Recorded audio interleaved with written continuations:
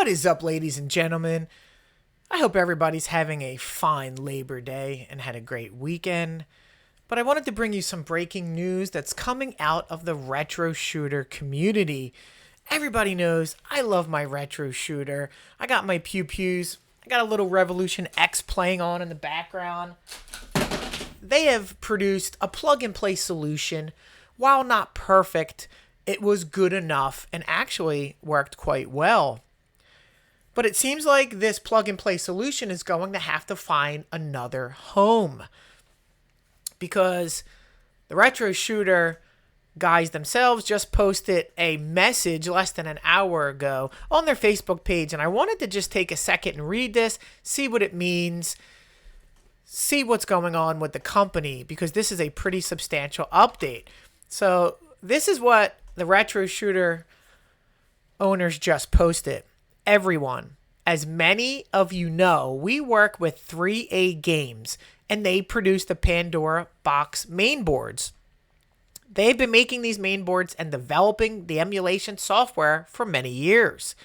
They just informed us they will no longer develop the emulation software.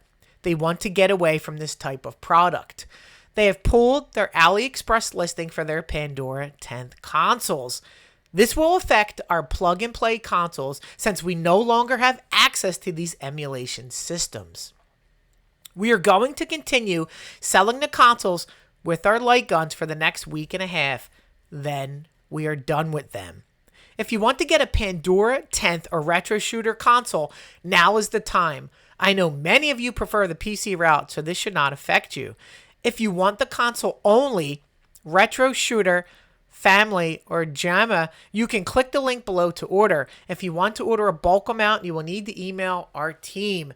So what this essentially means, ladies and gentlemen, the retroshooter.com website will probably shut down.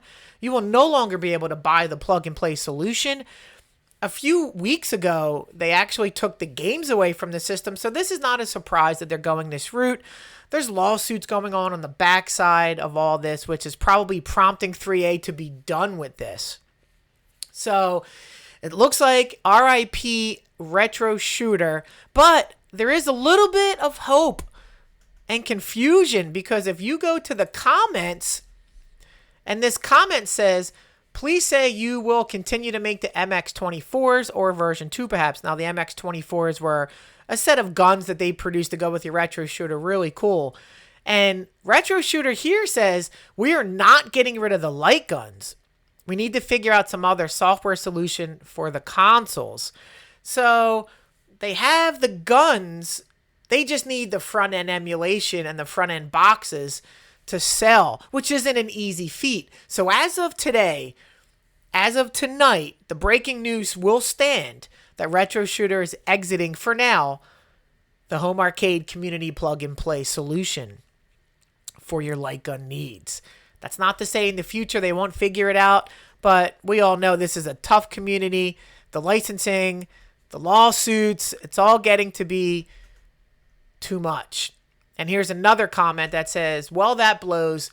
Will the Pew Pew still be in productions in case extras or replacements are wanted or needed?